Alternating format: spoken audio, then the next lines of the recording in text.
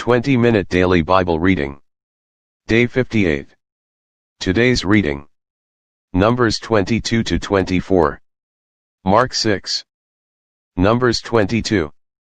Then the children of Israel moved, and camped in the plains of Moab on the side of the Jordan across from Jericho. Now Balak the son of Zippor saw all that Israel had done to the Amorites. And Moab was exceedingly afraid of the people because they were many, and Moab was sick with dread because of the children of Israel. So Moab said to the elders of Midian, Now this company will lick up everything around us, as an ox licks up the grass of the field. And Balak the son of Zippor was king of the Moabites at that time.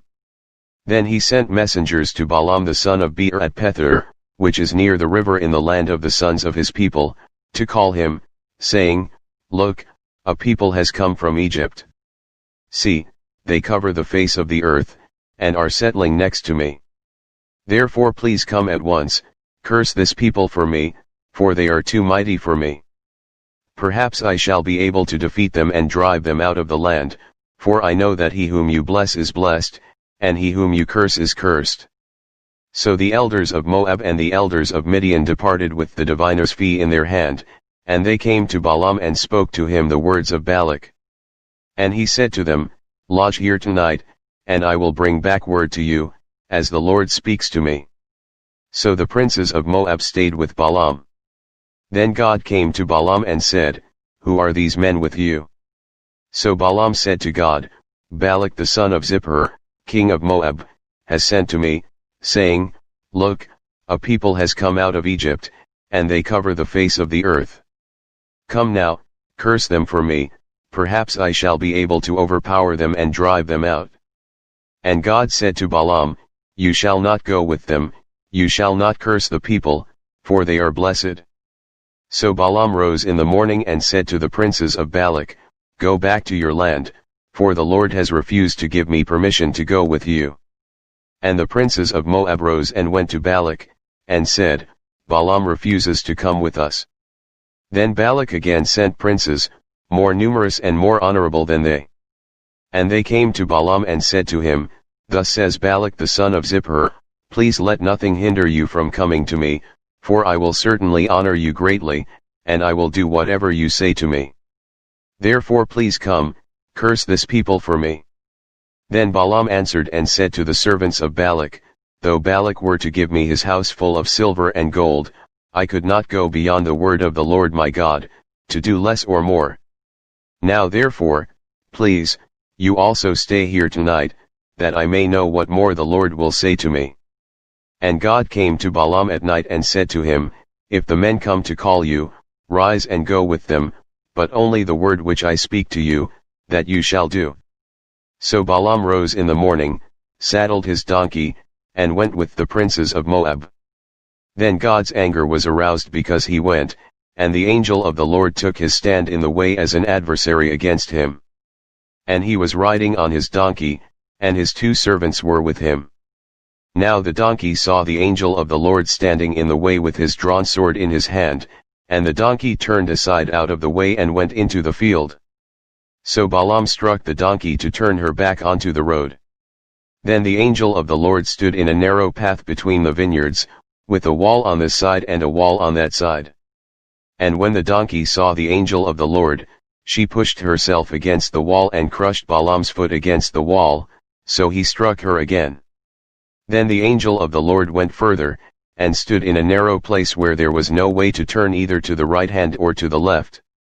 And when the donkey saw the angel of the Lord, she lay down under Balaam, so Balaam's anger was aroused, and he struck the donkey with his staff.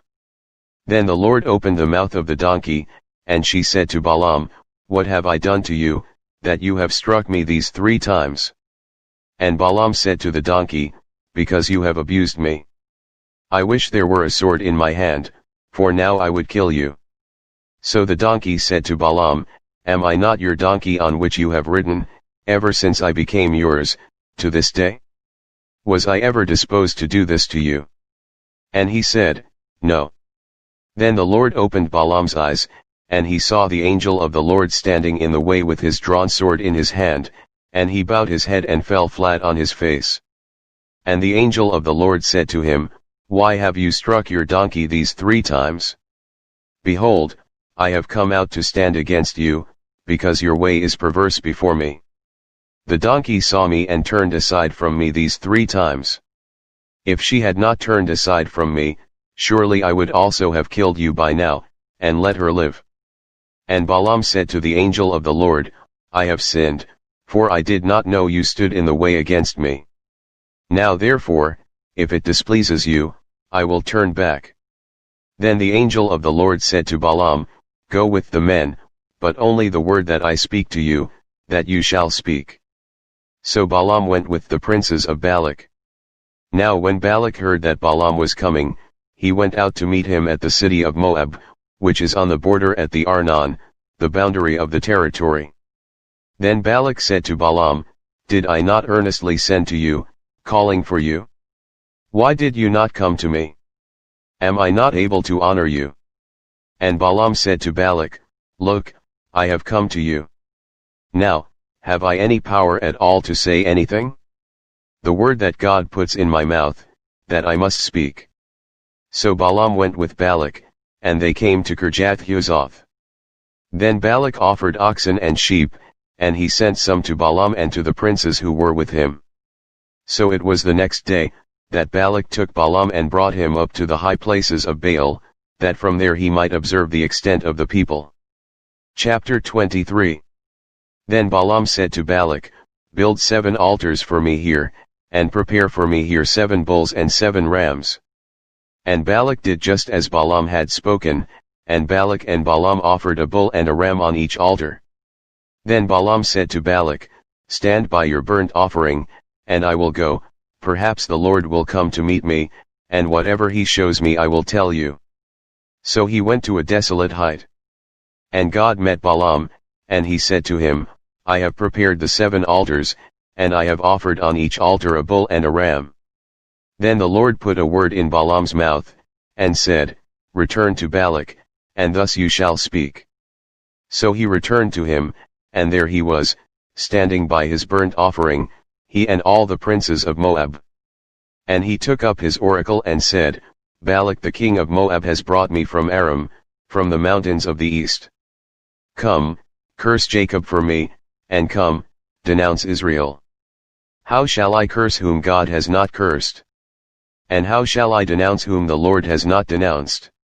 For from the top of the rocks I see him, and from the hills I behold him, there. A people dwelling alone, not reckoning itself among the nations. Who can count the dust of Jacob, or number 1/4 of Israel? Let me die the death of the righteous, and let my end be like his. Then Balak said to Balaam, What have you done to me? I took you to curse my enemies, and look, you have blessed them bountifully. So he answered and said, Must I not take heed to speak what the Lord has put in my mouth?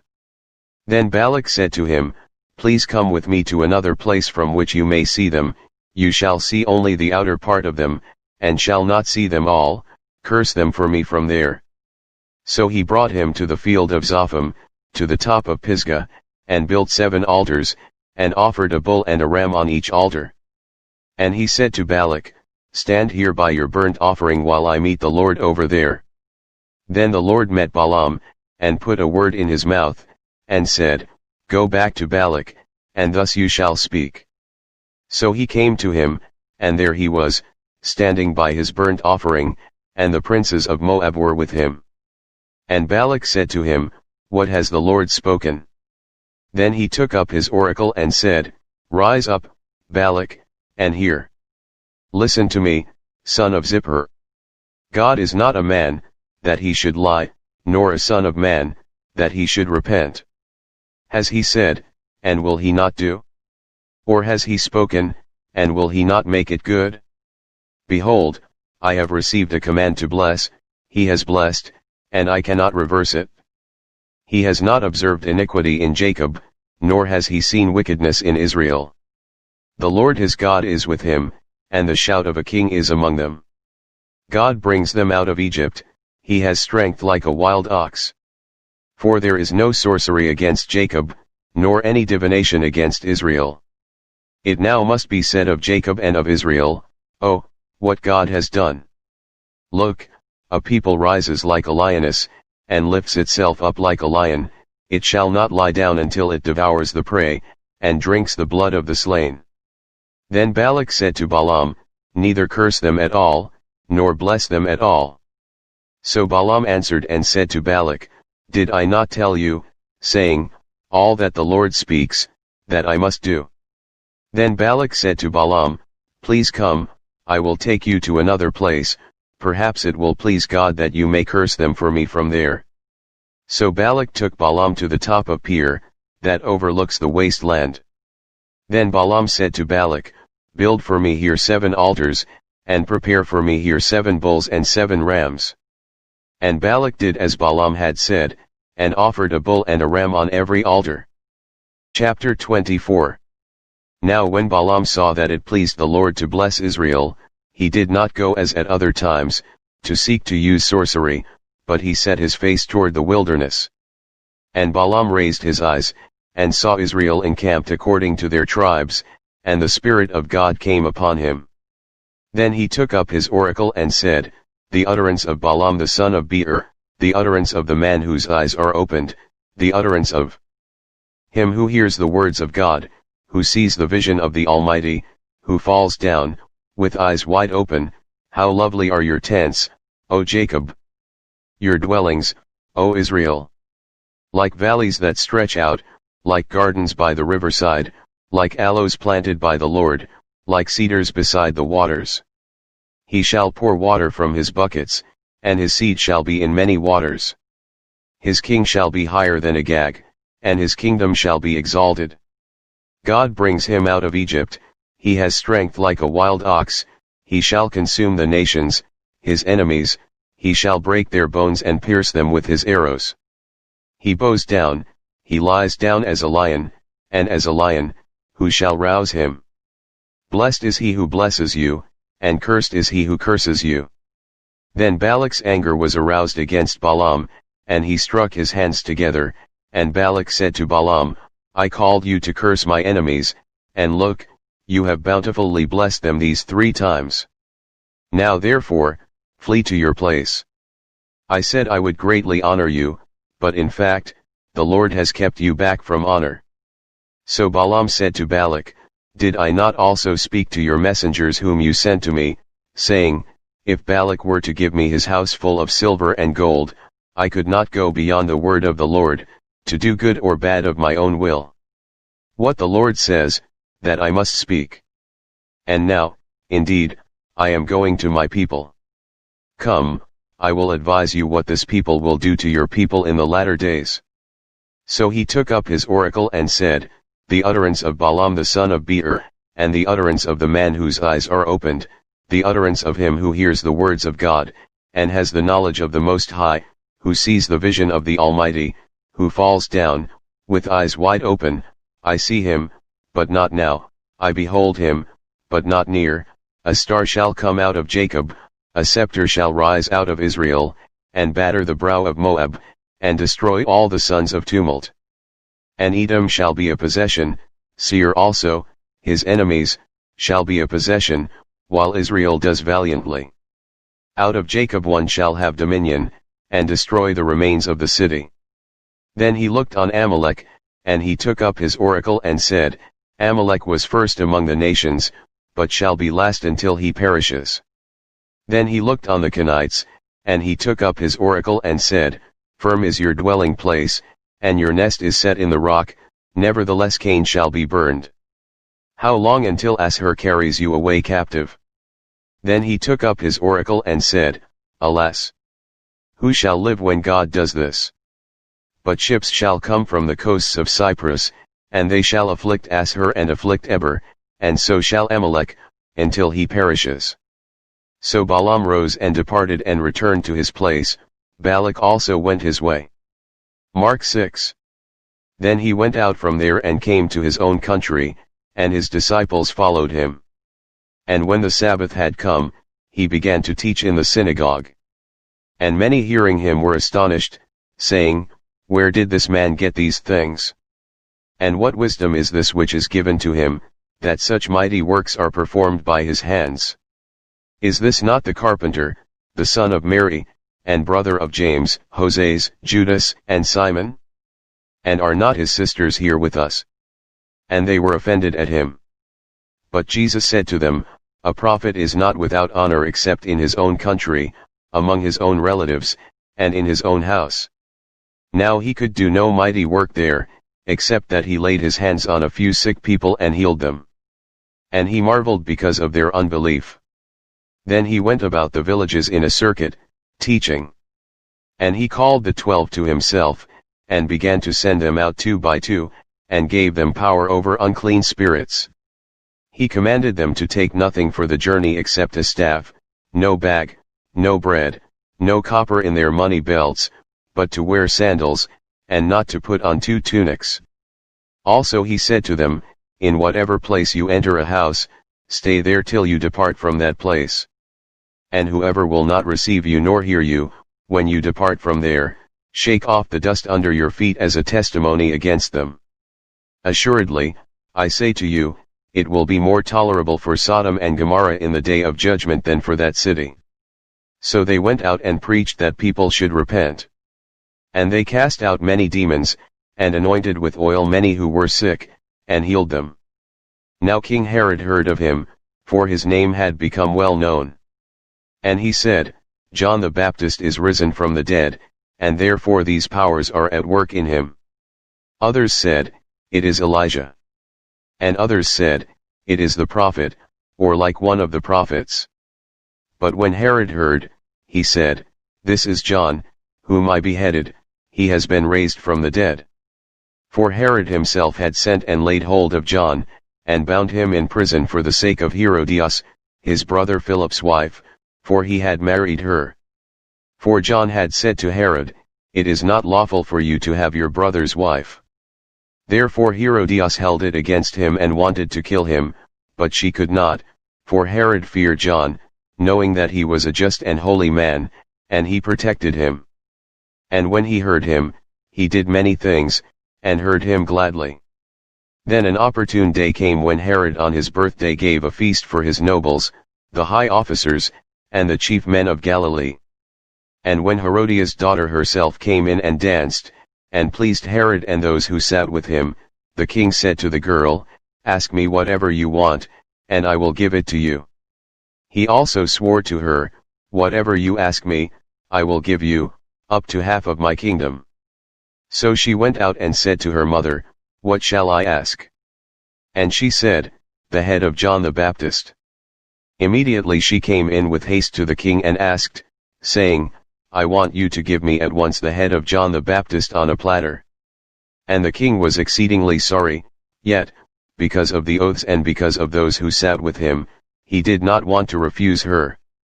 Immediately the king sent an executioner and commanded his head to be brought.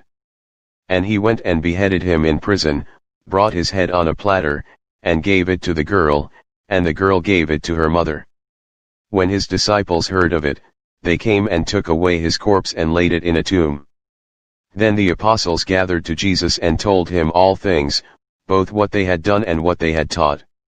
And he said to them, Come aside by yourselves to a deserted place and rest a while. For there were many coming and going, and they did not even have time to eat. So they departed to a deserted place in the boat by themselves. But the multitude saw them departing, and many knew him and ran there on foot from all the cities. They arrived before them and came together to him. And Jesus, when he came out, saw a great multitude and was moved with compassion for them, because they were like sheep not having a shepherd. So he began to teach them many things.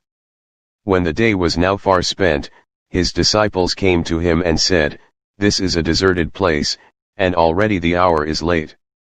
Send them away, that they may go into the surrounding country and villages and buy themselves bread, for they have nothing to eat. But he answered and said to them, You give them something to eat? And they said to him, Shall we go and buy 200 denarii worth of bread and give them something to eat? But he said to them, How many loaves do you have? Go and see. And when they found out they said, 5, and 2 fish. Then he commanded them to make them all sit down in groups on the green grass. So they sat down in ranks, in hundreds, and in 50s.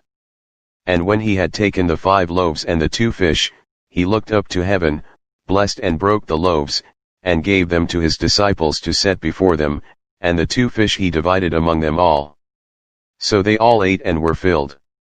And they took up 12 baskets full of fragments and of the fish. Now those who had eaten the loaves were about 5,000 men. Immediately he made his disciples get into the boat and go before him to the other side, to Bethsaida, while he sent the multitude away. And when he had sent them away, he departed to the mountain to pray. Now when evening came, the boat was in the middle of the sea, and he was alone on the land. Then he saw them straining at rowing, for the wind was against them. Now about the 4th watch of the night he came to them, walking on the sea, and would have passed them by. And when they saw him walking on the sea, they supposed it was a ghost, and cried out, for they all saw him and were troubled. But immediately he talked with them and said to them, Be of good cheer. It is I, do not be afraid. Then he went up into the boat to them, and the wind ceased. And they were greatly amazed in themselves beyond measure, and marveled. For they had not understood about the loaves, because their heart was hardened. When they had crossed over, they came to the land of Gennesaret and anchored there. And when they came out of the boat, immediately the people recognized him, ran through that whole surrounding region, and began to carry about on beds those who were sick to wherever they heard he was. Wherever he entered into villages, cities, or in the country, they laid the sick in the marketplaces, and begged him that they might just touch the hem of his garment. And as many as touched him were made well.